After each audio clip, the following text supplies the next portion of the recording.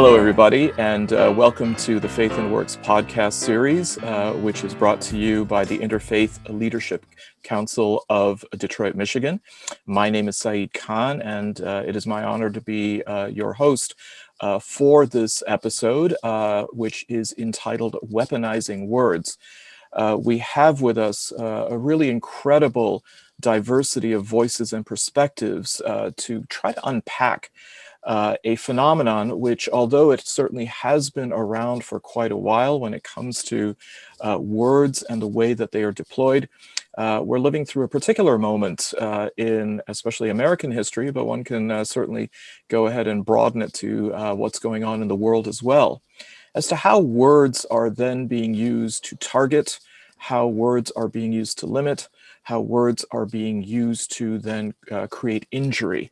The old adage of sticks and stones will break my bones, but words will never harm me, seems to have received a rather ignominious update. Now we find that words themselves are not mere rhetoric, but can in many ways be operationalized to lead movements, to inspire people to unfortunately do quite a bit of harm to one another. So today we're going to try to then delve into this notion of words and how in many ways they are a human being's most powerful component, tool, and yes, sometimes they are regarded to be a weapon. Joining us are Joe Grimm, who I will allow all of our panelists to go ahead and introduce themselves regarding their affiliations. Welcome, Joe. Thank you, Saeed. I'll go ahead and I'll just introduce everybody first, if that's okay, and then we'll come back. Sorry. We have Frida Sampson. Welcome, Frida. Thank you so much, Saeed. It's good to be with everyone. It's good to be with you too. Coming back to our podcast series, we have Farid El-Sabah. Hello, good to be here, Saeed. Good to see you again. And we have a newcomer. So welcome to the Faith and Works family, Yashpreet Singh. Thank you for having me. Great. So let's go ahead and start with you, Joe. You come to us from the world of academia and also from the world of communications and journalism. Words are, well, let's go ahead and face it, the tool of the trade for you. How do you see words and their utility and also their potential risk and harm? Well, having one foot in education, teaching journalism at Michigan State University, and 25 some years in at the Detroit Free Press, of course, I love words. I go crazy when they're misused or abused, and we've been seeing a lot of that lately. They can cause a lot of harm, and accidental or on purpose, we have to take responsibility for the effects of the words we use and how we use them and in what context. Now, one of the mapping the way that society is, and when you hear these debates going on about First Amendment and people having the freedom of speech, there's really a few different sectors of society. We have the public sector, which is the government. We have the private sector, which of course includes civil society, corporations, social media platforms and apps. And then we have the media, the traditional fourth estate of society. How has the media been impacted by the debates about weaponizing words, if you will? Well, it's been, for the past few years, it's been an odd turnabout. The media have been characterized as the enemies of the people. And if you look up the history on that phrase, and I suggest people do it, it's a very scary thing when the president calls a group of people the enemies of the people. It sort of gives society permission to take those people out. And this was an unusual position for the media to be in, because often the media are rightfully very often under attack for not using their words carefully enough or not knowing enough about the people they write about. And this was a real switch to have the tables turned that way. And of course, it kind of culminated at the Capitol when we saw that somebody had written on one of the doors, "Murder the media," which is exactly where enemies of the people will lead you if you follow it all the way. So when you're talking about the president, I'm presuming, just for the audience sake, that we're talking about former President Trump in this capacity. But we also saw similar rhetoric 50 years ago with then President Richard Nixon. Yes, and the president and the press should have an adversarial relationship, but it should not cross out of what you mentioned earlier, civil society. We can disagree, we can argue, but we should not get to that other place. When we used to consider the media, and perhaps at the time of Richard Nixon, there was the idea of the traditional media, print, radio, and broadcast, television media. The definition of media has changed quite a bit in the last 50 years. And Yashpreet, I know for you, you're interested in how the media is framing issues, how it is, in fact, framing communities and controversies. We're living at a time now where the media can also be us. And so when we see a sign on the Capitol in Washington saying "murder the media," it's not just a newspaper or not a professional journalist. It could be a citizen media individual. And so the threat level arguably has even expanded to be a blogger or a tweeter or anybody who posts something on a social media app. How do you see this as an issue that is emerging today? Yeah, it's that idea of the double-edged sword of media, which is that it's wonderful to have all of these thoughts out here in the world, but there's many instances in which when people get to decide the things that they want to care about, they have a huge selection of things. So if I have an identity that I want to prescribe by, I think a good example is what's going on in India right now. If I believe that my government is the one that should be listened to, I will go to my media sources, and there's no reason for me to turn to another one. Anything that anybody else says, for example, Rihanna talking about the protests, she has no idea what's going on. Obviously, she has no idea what. That's what I'm going to say, because I have the ability to choose only one thing, which is good because we can talk about things, but it also limits. Again, it's the double-edged effect. Sometimes you have more conversations, and sometimes it leads to less. So included in that is that you may be having either more or fewer conversations, but it could possibly be that you're just simply having the conversation with the same people, that there's not a kind of a diversity of an audience, and then it becomes what is sometimes called a hive or an echo chamber. And how do you see that playing out? Well, let's go ahead and first of all, help our audience out that in India right now, there are a few different issues going on. One is the government action in the state of Kashmir, which has been ongoing now for, I believe, about at least a year and a half. More recently, protests involving farmers who seem to be opposed to a series of land use laws. And these protesters are facing internet blackouts.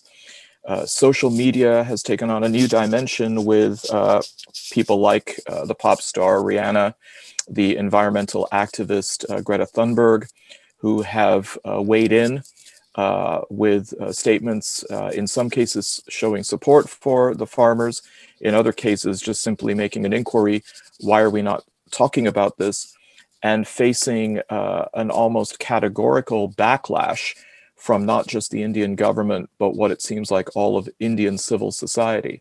So how does this play out in what you see as a definition of media? How does it play out? It's an interesting question. I think to answer a question like that, we can just take a look back through the years, even the past 4 years, and see how media has changed. I think the concept of echo chambers is interesting because we all feel like we don't have an echo chamber, but we all do live in an echo chamber of some sort. So So there's the Trump echo chamber that we've all seen the effects of what happened. And there's other national echo chambers like the India one that we were just talking about. I think the only way to really go about this question is to try to open your mind to other people's opinions. That's the only way to break free from this echo chamber kind of issue that all human beings deal with. I mean, it seems really paradoxical. I'm going to go ahead and age myself here to when I was much younger.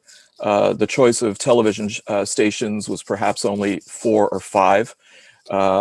It took us a while before we had a car that had FM radio. It was AM.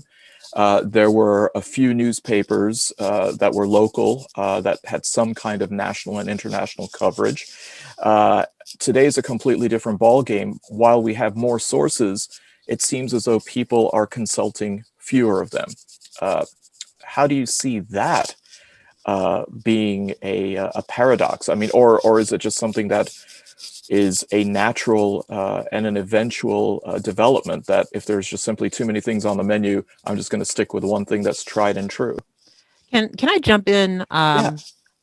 Great, because this is really interesting, and I'm thinking about these pockets, and we're talking about weaponizing words. And hi, I'm Frida Sampson. I'll go into any biodynamics later, but I was just thinking about while you all were talking, this echo chamber. And when we think about weaponizing of words, and I think about the echo chamber, what I find myself struck with is this notion that when we exit out of that echo chamber to try to broaden that communication discourse with others, let's say from across the aisle or across the waters, whatever the case may be, there is a sense of danger, I believe, in this present space around doing that, that perhaps based upon the lack of civility that you were referring to a little earlier, Saeed, that makes it problematic in ways that it perhaps did not make it as such, a decade or 2 decades, et cetera, ago, to be able to, and I think about from the simplest ways of communicating and exchanging ideas to the most complex. And an example for that is, in the simplest of terms, when I have experienced moments when I have been in the store, certainly pre-COVID, where we could actually see each other's full faces and be able to engage each other in eye contact, and would see a person even of my own kind of similar cultural narrative of sort, perhaps parent their child in a way that is inconsistent with what I believe is appropriate.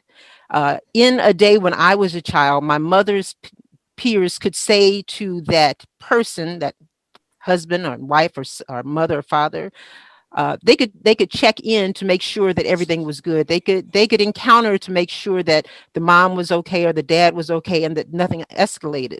But now the simple notion of entering a conversation out of concern is in its own sense a form of weaponization, because now we don't have the capacity or the civility to even be in community within our community in a lot of ways. So if we have, in the simplest of terms, some of those challenges, as we expound it out, as we build upon much more complex narratives, it seems that staying in the echo chamber is simply a safer way to go.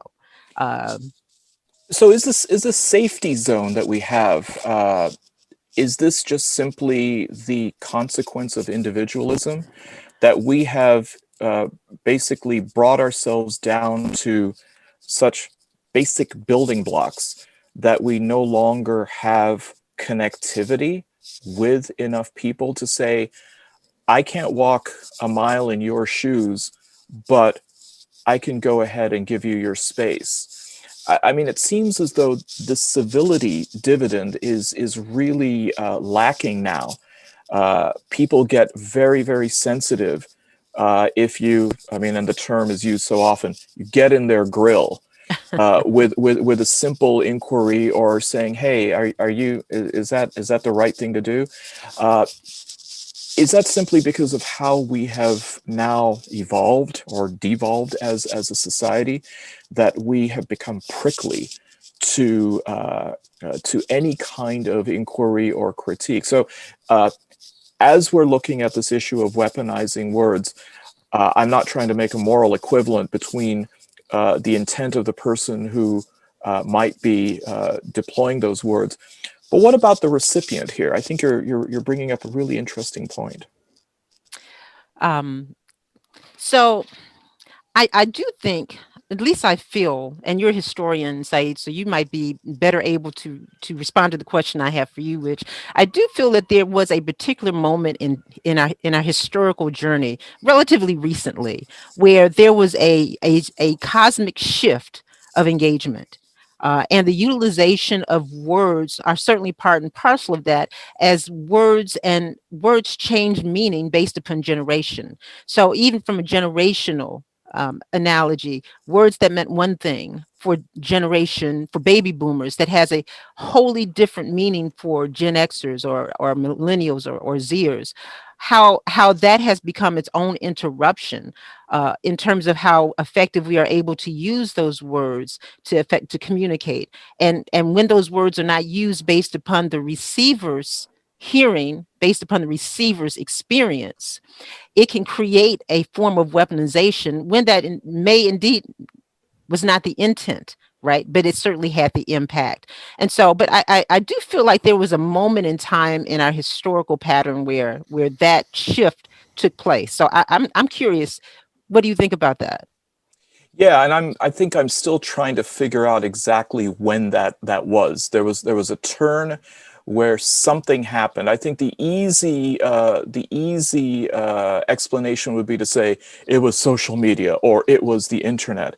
But if we take a look at other leaps forward when it came to communications, I don't think we see moments of this kind of tension when the telegraph came about, or I mean, unless people were trying to get under each other's skin by Morse code, or when the telephone came about. It seems as though there's something more unique in this. Fareed, you seem to view the issue of weaponizing words from a different perspective. So I'd like to invite you into offering, where do you see then this discussion of, are words weaponized?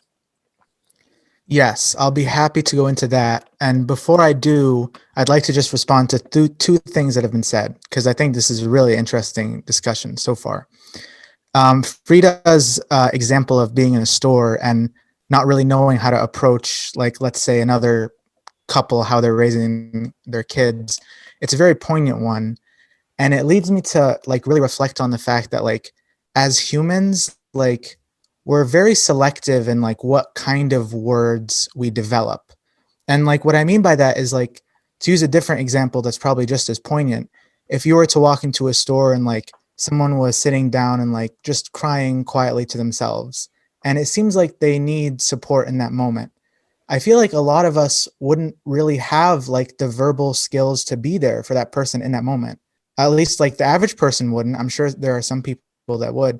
But like, think about that. Like we as humans have developed words and articulated structures to like go to the moon and to like probe the cosmos and like understand quantum theory.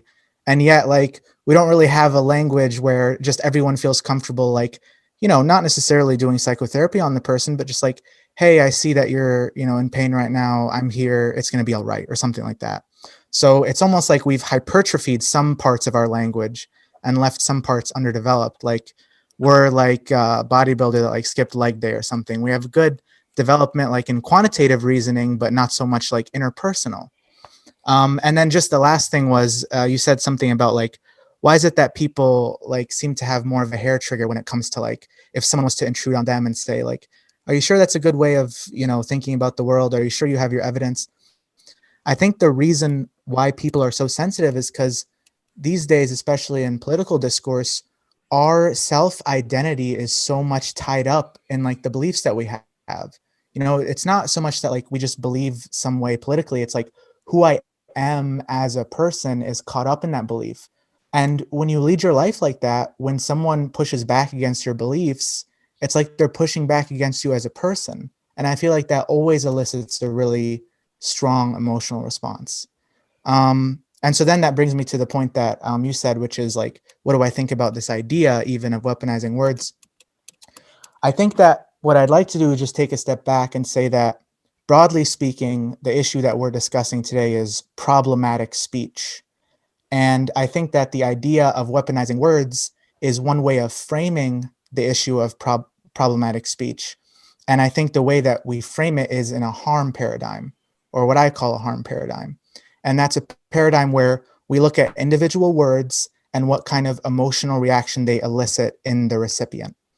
And I think this is just the intuitive prevailing notion that we have for problematic speech, but I think it fails on 3 counts. And the first one is that some forms of speech are problematic, but it's not necessarily clear where the harm is. Like, for example, any Arab who's honest with you will tell you that in our dinner parties, there might be not so much Jewish derogatory language, but more of like Jewish suspicious language.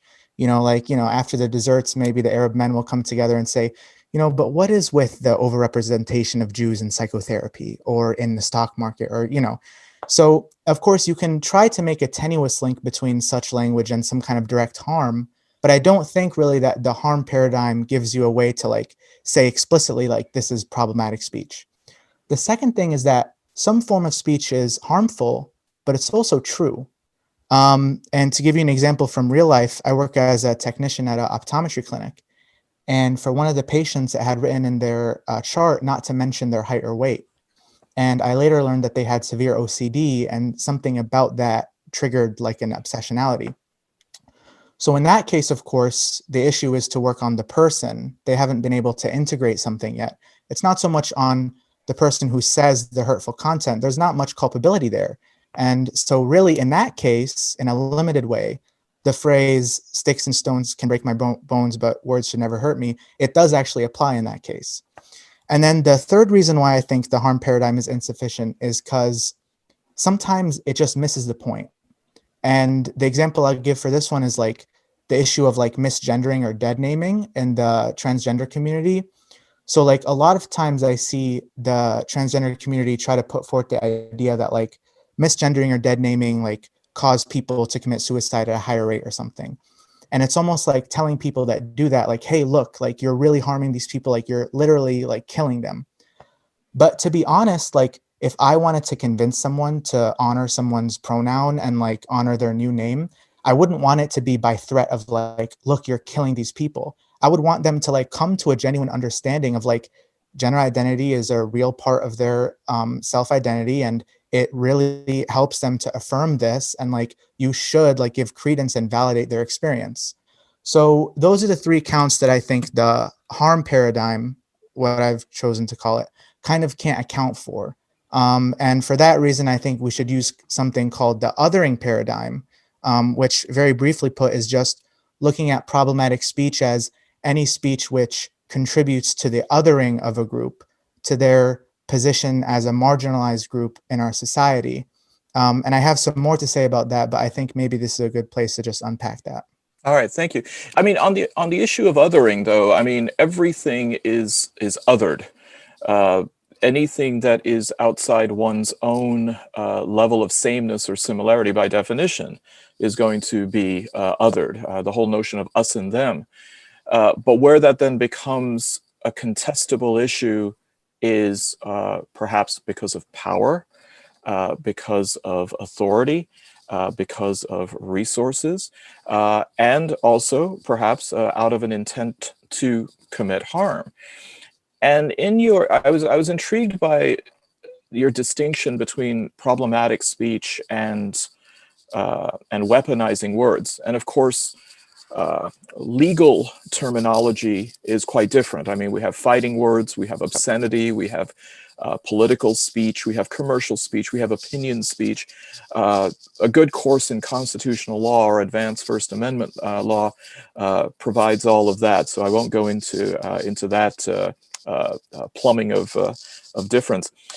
But I'm wondering that, and I think you did address these in a certain way, especially when it came to the example of the post-dinner uncles having a conversation.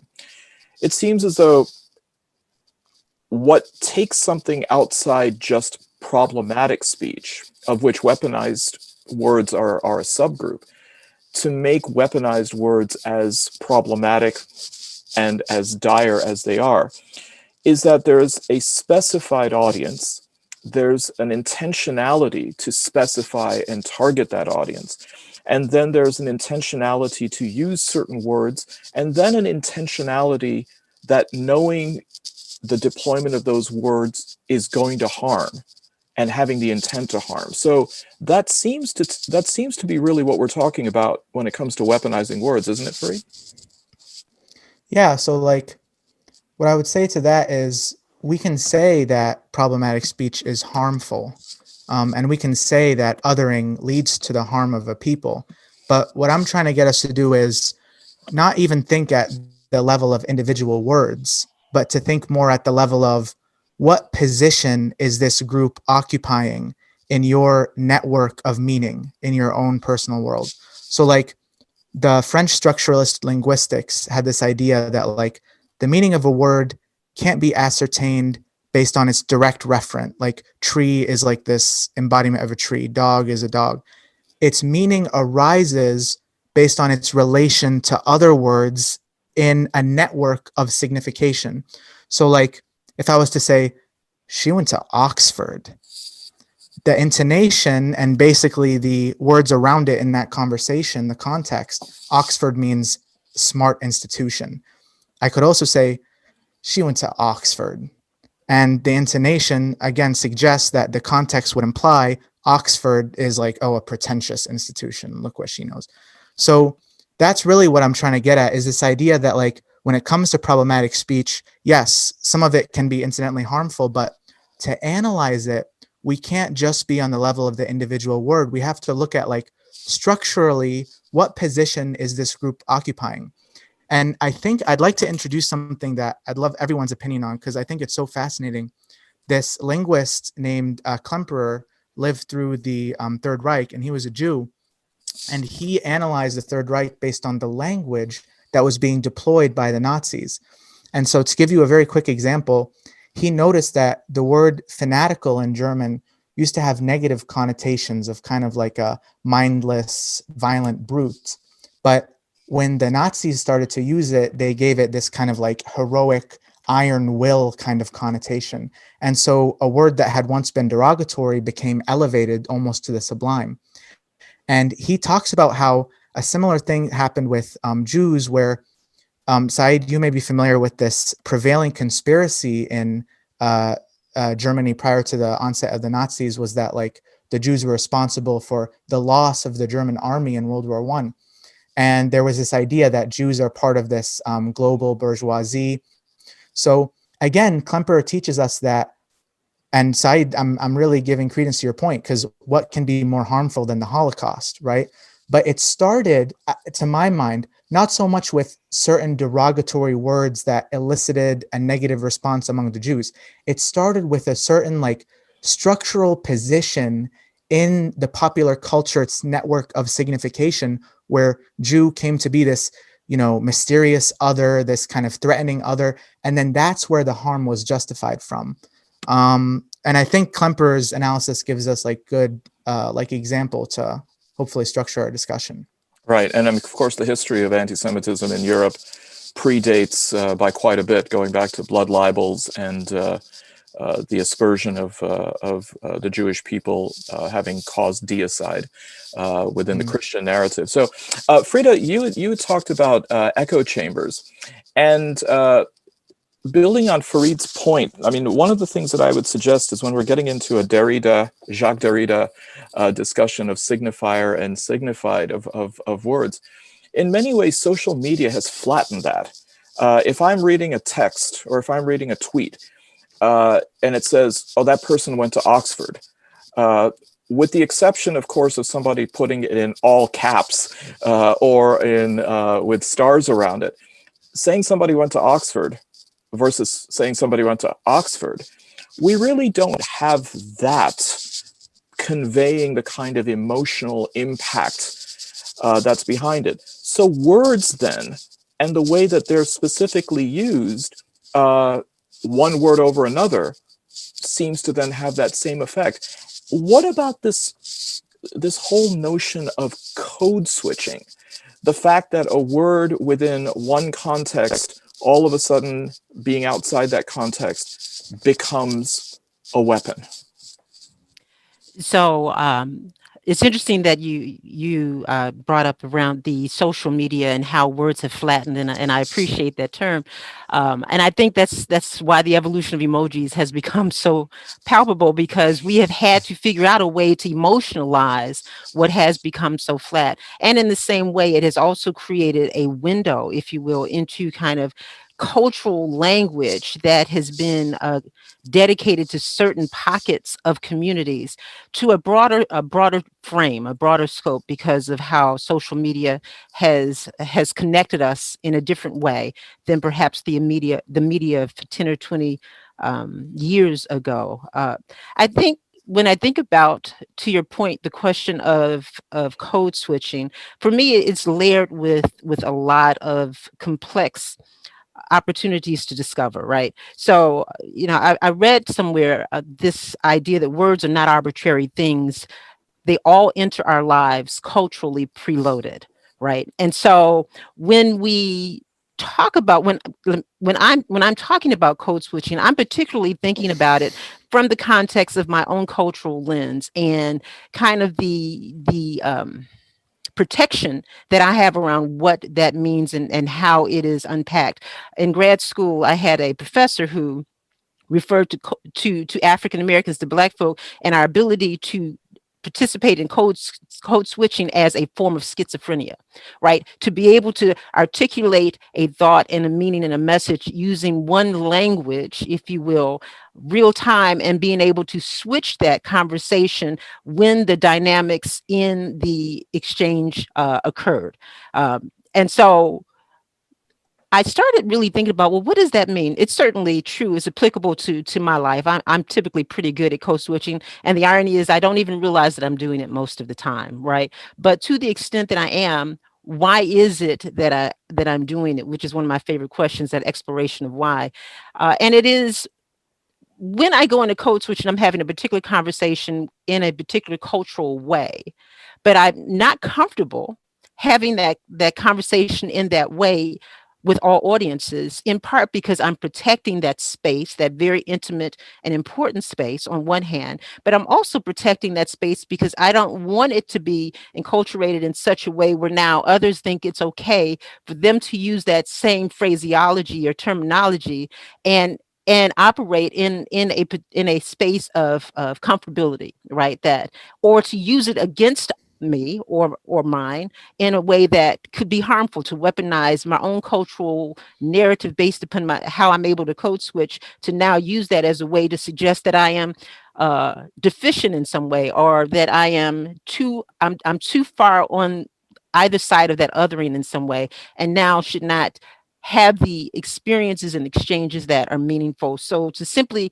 in part, protect the notion of my own cultural intimate experience, I simply switch those gears while also having the same capacity to participate in a different kind of language. So bilingual, if you will, to talk to a different audience, and let me be clear, an audience that is Anglo, or in the general sense is white, right? In the space of whiteness, right? Okay. So Joe, traditionally, when it came to journalism, there wasn't really the luxury of cultural boundaries, unless one got into, for example, community-specific journalism and certain outlets. But you always knew that a particular outlet had an editorial slant, quite often because they were quite candid in providing that. You knew in the Metro Detroit area that the Detroit News tended to lean a little bit center-right, the Free Press a little bit center-left, the Metro Times farther left than the Free Press, and so on and so forth.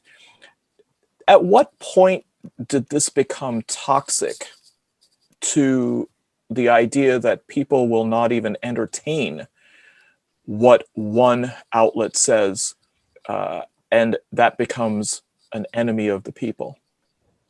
Well, you're talking about a very important inflection point, and we have been right along as we talk about social media. And I was just thinking, well, we used to write our words on Facebook, but now so many messages are carried on TikTok and Instagram, where you don't need as many words to carry more meaning.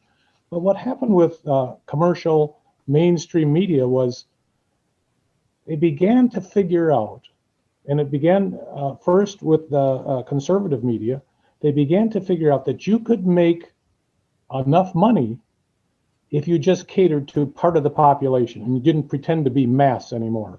So you didn't have to sort of be a conservative publication that had liberal columnists. You could just take one side and hit it hard, and you would get enough audience to survive. And of course, now we have them on both sides, and so much of our news now is opinionated. We really need to follow. We need to get out of our echo chamber. I like that phrase, echo chamber. You know, when this whole idea about free speech came about, it was because we thought we had a marketplace, an open marketplace of everybody hearing all these ideas. Well, an echo chamber is not a marketplace. It's quite the opposite. But we're trying to use some marketplace philosophies in an echo chamber world. And so really what did it was when they figured out we can attract to use Fareed's word, a more fanatical audience if we go all the way over to one side or the other. And now we have it happening in both directions. I remember back in my college days reading, say, the New York Times, and you would see in the back section of the main section, on the op-ed page, you would find columnists like George Will. Actually, I think maybe he was with the Washington Post. William Safire, certainly, for with the New York Times, and you could clearly tell that they were operating from a particular angle, and most people who read them long enough and well enough could tell that they leaned to the right or they leaned to the left. But it was a wonderful sense of diversity. And today, Joe, it seems as though there are resignations, there are editorial board, nudgings, which are forcing people out for what they're saying. Is this moving from the marketplace of ideas to the marketplace of echo chamber? Well, it's been a pendulum. When newspapers first came out, they were very political. The original name of the Free Press was the Democratic Free Press and Michigan Intelligencer. It was a Democratic Party organ, if you will. Now, the meaning of Democrat changed a lot since then, but the Free Press steered more toward the middle because it was trying to gather this mass audience. So it wanted to have some voices that were on both sides of the political spectrum, but not way out there, close to the line. And now the pendulum is swung far enough. We say we don't need anybody on our staff who's speaking for the other side because our people aren't interested in that. They're interested in our main bill of fare. I would like to see that newsrooms can reflect more parts of their community and more parts of the political spectrum. But I think that's broken now because we have access to so much material. We can find it ourselves. The problem is a lot of us don't like to. If you've ever tried to have a conversation with somebody who doesn't really agree with you at all because you think it would be good for you and walked away saying, that was too hard, I can't do it, then you know what I'm talking about. So I don't think we're going to get back to the place where very many news outlets reflect both sides of or all the sides of a political issue. I'm always struck when I look at people's Twitter accounts. They will now put as a disclaimer in their profile that retweeting does not equal endorsement. I don't know why they're retweeting it then, because that seems as though it's conveying some kind of an opinion, because it actually takes a physical act to then, and a conscious act to go ahead and do that. So Yashpreet, In your engagement with the media, or how you see it, and particularly social media, what about the idea of just simply not saying anything? Is there, along with the echo chamber, along with, as Frida was talking about, the right to code switch depending on the circumstance and maintaining, and I like this word, Frida, about protecting that cultural space. What about the idea of simply saying, I don't have to take the bait. I don't have to be tempted or goaded into what might be a provocative statement or weaponized words or problematic speech. I think a lot of people share that sentiment. You know, at the end of the day, even if we look at how many people voted in the presidential election, it was only half the populace. So that other half, there are always going to be people out there that don't care about politics as much as the rest of us. This marketplace of ideas, I think we've been villainizing social media quite a bit. We've been talking about like how it used to be, and I haven't been around long enough to know how it used to be, but I don't see social media as that much. It's something that we need to adapt to as a society, but I think we brought up points such as, you know, when you tweet, there's no emotion behind that, which is not necessarily true. There is a different type of, is a different way to harness that emotion. Um, um, I think when it comes down to it, people who tweet, people who use that platform, they do get to decide what they want to talk about, how they want to talk about it. But it's our new space.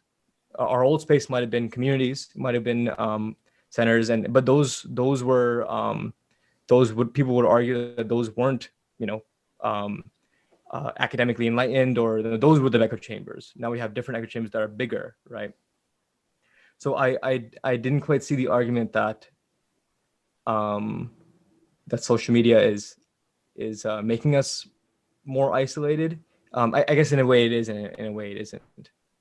Okay, so let's then take as the assumption that, as Joe said as well, that we're at an inflection point.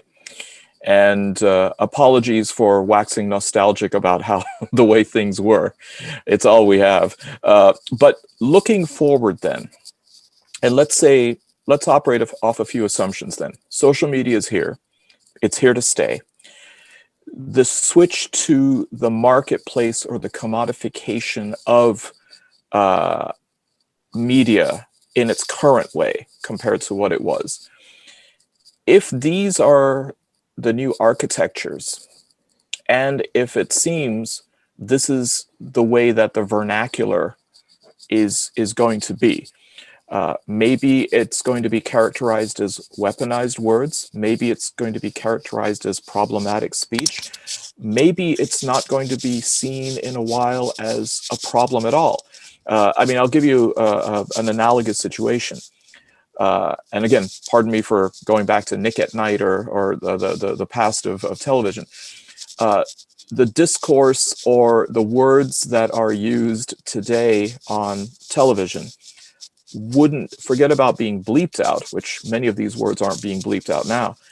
They wouldn't have even made it through standards and practices or the censor board 20 years ago, 30 years ago, 40 years ago. So if in fact we're moving to be more acclimated toward this being both the style and the substance of the discourse, is that a good thing? I definitely think it is a good thing. Giving people a platform is something that is definitely beneficial for us. The more ideas we have out here in the academic world, or even in homes, the more we can really have conversation between people. I mean, as long as I've been alive, I've had the opportunity to post whatever I want to wherever I want, and people respond, and that's how we go about things. And I don't watch television. I don't watch things that I can't really interact with. And I find value in that, because when you can interact with your world, you get to really form your worldview. So I think like I guess what I'm trying to say is that when you're in a community, for example, in a high school or in a place where you say we don't have social media, you only have the couple of people around you to talk to, along with the television, what they're telling you, unless you go into academics and such. But now, even if I don't want to mess with academics, I don't want to do anything else, I can stay home, I can find a community, and I can learn as much as I can, which I think has done a lot of good for us as people.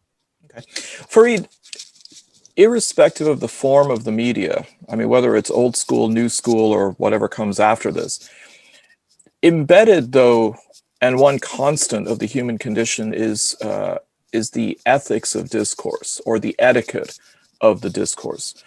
Do you see this changing? And if so, is it changing perhaps irrevocably in a direction? And is the new normal going to be one that is, at least for now, seen as toxic, and maybe in the future, even this isn't going to be seen as bad? Well, again, I can't help myself but to just say some brief remarks on what's already been said, because it's also interesting. With regards to Frida talking about code switching, I'd like to give 2 examples that I think are interesting. The first is just to show how deeply entrenched code switching can be. I grew up in a bilingual environment, speaking Arabic at home and English at school. And so during college, a lot of times I would go back home for like a break, let's say winter break. And I noticed that like if I was to stub my foot on like a piece of furniture in my college dorm, I would say, ow. And that's like as automatic as it gets. I'm not consciously thinking to utter that word. But give it a few days after I moved back in with my parents for the break, and if I stub my toe, I say "ay," which is like what you'd say in Arabic. So like really goes to show you that when it comes to code switching, like it's something subterranean, so to speak, and it's very much entrenched in our experience of the world. And then another just quick example I'd like to bring up is that perfect example of code switching. What does this mean, Said, if I was to show you this right now? What is that a symbol of? So it looks like it would be, on the one hand, okay. Yes, exactly. But Arabic, I imagine it means a few other things as well. and actually, I just thought of this, but there is a whole nother political issue with that gesture. But actually, sidestepping that, in Arabic, this means I'm going to beat you up. Yep. So it's like really interesting. That's like a nice encapsulation of code switching. And then to Joe's point about there's almost like a financial incentive now to just be as niche media as possible and to cater to a certain group as much as possible. And I think that's a bad thing, not only because, you know, it's kind of sleazy that people are making money off of something that's inherently divisive, but also like, think about what it means to research something nowadays. Like, let's be honest about what people mean when they're researching something. They're Googling a certain idea that they want to be true. They're scrolling through a bunch of links, and then they find a link that has some kind of study that supports what they're saying. And then they say that there's evidence for what they're saying. So like what Joe said, it's like not only bad for the actual news sites themselves, but it makes the process of research more diluted, because if you have a bunch of these different sources saying different things, well, research just becomes a matter of cherry picking what side you want to hear. So that brings me to your point, Said, and the question you posed to me. It brings me to the concept of political correctness, because honestly, I see political correctness as a genuine attempt by our society to have a more sympathetic outlook on certain marginalized groups. And I think that if you understand it that way, you might forgive certain shortcomings of the phrase. And I say shortcomings because honestly, there is a certain sense where political correctness becomes almost like overly moralizing and kind of loses its own point. Like, to use a silly example, I love Lil Wayne. I consider him the greatest rapper of all time. And I probably literally have like 3 hours combined total of his verses memorized by heart. If I was like an Uber driver or something, and let's say I was driving someone like white as snow from like Maine, 5 generations back. If I was to quietly whisper to myself a Lil Wayne verse that came on, well, me saying a certain word might actually deeply offend her. And let's be honest, if she was to take a video of me saying that and post it to the internet, speaking of things being flattened on the internet and not having any context, I would be in a world of trouble. For what? For literally reciting a Lil Wayne verse.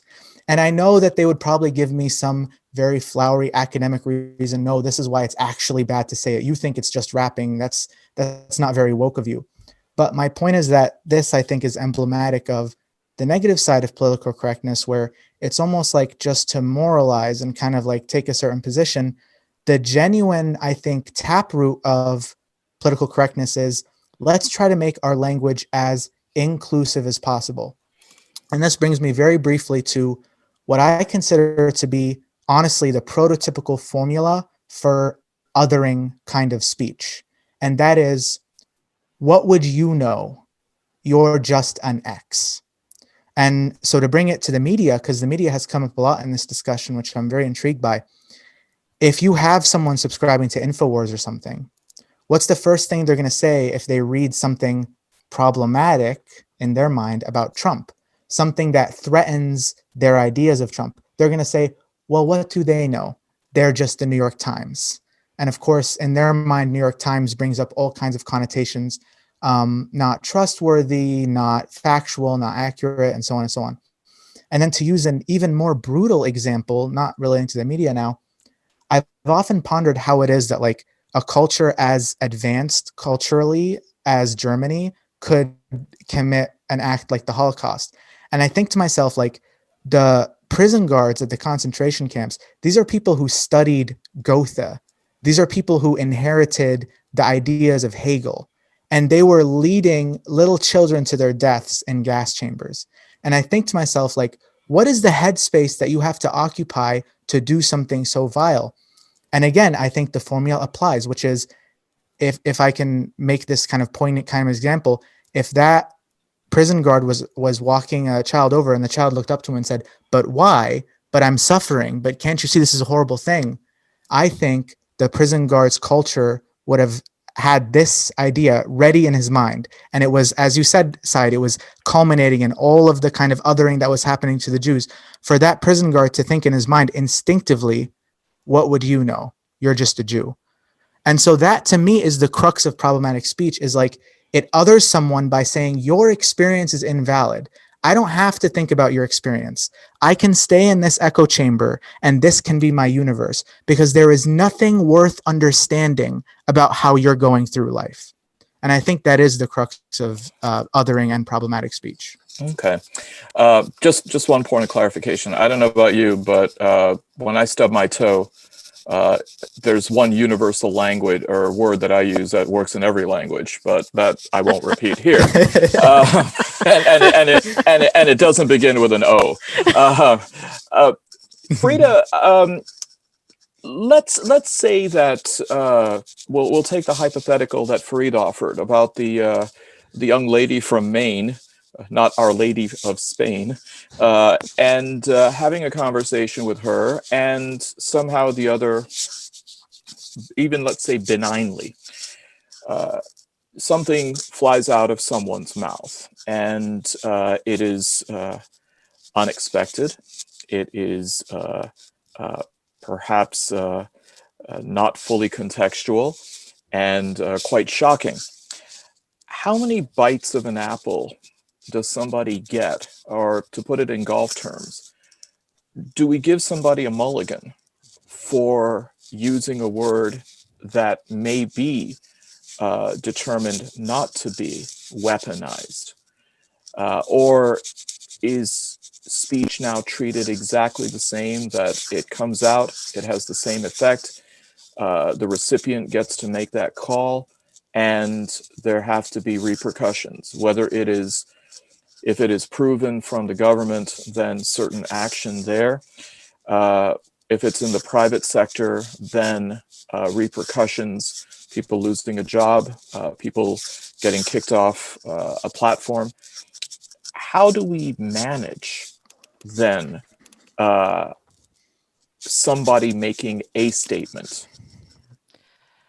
To go back to your example of conversation with a lady in Maine, if you will.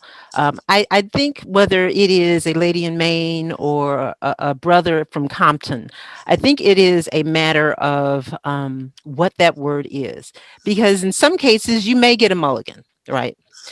Based upon how individual perception of a word is weaponized uh, based upon their own experience. You may get a mulligan, but I would say that there are clearly some words that have been weaponized historically in such a destructive way that even when entities have tried to re-co-opt the word for a more positive spin or value, it has not landed successfully, or certainly not taken a holistic route, right? That in those moments, in those spaces, you don't get a mulligan at all, right? It immediately becomes that of a deal breaker.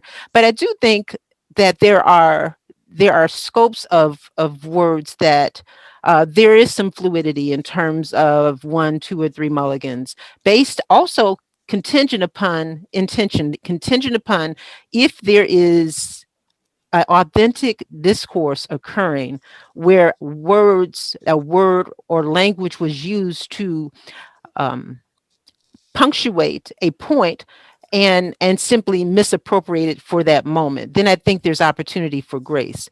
But if there are words that are used to stifle or to shut down someone else's opinion simply because I don't agree with it or I don't want to hear it, then I think that becomes a whole different kind of conversation. And so it literally feels, Saeed, for me in many ways that it's almost individualistic in terms of how the mulligans are disseminated, right?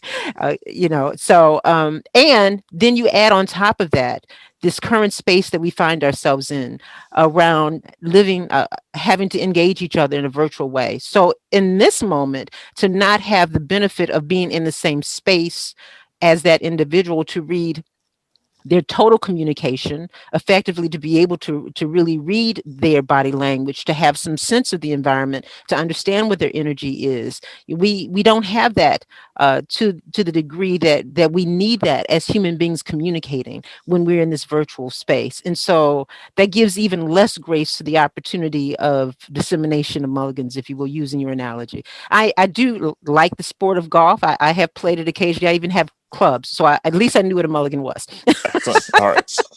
Wonderful. I mean, because I think people even take mulligans when they're playing mini golf. You don't have to be on an actual golf course.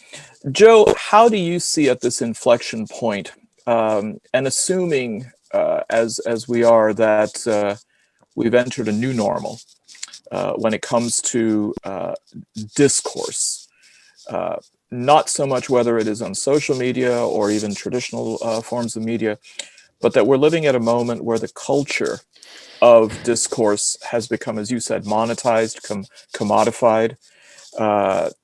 Using that as the point of departure, where do you see words going from here on in? Well, I'm worried. I don't think this pendulum will swing back the other way. I don't think the internet changed all that. Instead of being a one-way kind of business where there was an old saying, the power of the press belongs to those who own one. Well, now everybody can publish. We're not going back, and I think it's good that now everybody can publish. In fact, it would be good if more people who aren't publishing could be publishing, but we still have some people who are kept out of publishing even in the new way. So we're not going back. I think all of the panelists come from a place that says human beings basically are good. They want to do basically what's right. And if they have exposure to all these ideas, they'll come to good decisions. I hope that's true. I hope that's true, and that we can voluntarily regulate ourselves back into a kinder, more open speech. Because if we can't, what I'm afraid of is that the government will do this. And when the government regulates speech, I mean, look what happens now. And who will be making the rules if we have rule makers in charge of what's okay, who can say it, and who can they say it to? I think we, the people, have to bring speech back into a place where it can be used to communicate and not always or not often just to hurt people. So I'm worried. I'm worried. I don't know if we can do that. But I sure don't want the government to do it. Well, there used to be two options. The government could regulate it, or civil society could self-police. But now we also have corporations. I mean, we have the ability for, say, Twitter to arbitrate that if and when you cross a certain line that Twitter apparently will arbitrate, that you're off. That seems to change the dynamics quite a bit, because now you've brought 3 instead of 2 regulators into the room. And that's, to me, that's an imperfect solution. Why should a company, often founded by one person and then it grew, why should a company have this kind of power? It seems to me that right now, maybe that seemed like somebody's idea of a solution, but that cannot be a long-term solution. It's in many ways worse, worse than having the government do it, because the government at least has some procedures and a wider base of people to draw from. If you have an executive of a big social media company making these decisions, you better hope that they're on your side, or you're going to be very unhappy, as some people are right now. Okay. Yashpreet, you seem to tend optimistic about the future of social media. And perhaps, given that that's going to be, in your estimation, the dominant interactive space for communication, do you see, moving ahead, the need for any kinds of circuit breakers, regulations, and who should be then in that position to be the circuit breaker or the regulator? I think some sort of discourse needs to happen when it comes to social media, how they're able to regulate speech. I think the only authority that's capable of doing so is the government, because of the people's involvement with it. And I also think that that is the next big conversation, especially after the massive banning of Donald Trump on Twitter, which is something that nobody thought was even possible. Opens this kind of hole of like, how do we make those decisions? Like, they are transparent about why it happened, but should they be the only ones, the company itself, allowed to regulate public speech, right? I think historically, we as Americans, we were very, very slow to censor people as a government entity. That's not very common unless you cross very specific boundaries, very, very specific boundaries that are well litigated and well put together. I think that now that the threat of regulation from a company has become so real after what happened, the only natural next step would be to kind of redefine the boundaries of freedom of speech onto our new social realm. Okay. I mean, it seems as though what we have here is a discussion about who has the ability, the right, and the responsibility of their switch on speech. And whether it is the government, whether it is a private entity like a corporation, or whether it is civil society, at the end of the day, it seems as though there's, again, human agency, where the individual has the ability to have his or her finger on the switch, decide not only when to deploy words, but to do so in a way which would be considered, whether it's from a standpoint of an ethic or a morality, something that is beneficial, productive, as more affirmative words than necessarily considering them harmful, toxic, and weaponized. I'd like to thank Joe Grimm, Frida Sampson, Yashpreet Singh, Farid Al-Sabah, and also Iman Singh for being our person behind the controls, producing our podcast for today. I hope you enjoy today's episode of Weaponizing Words. This is part of the Faith and Works series brought to you by the Interfaith Leadership Council of Detroit. From Saeed Khan, thank you again for being part of our discussion today.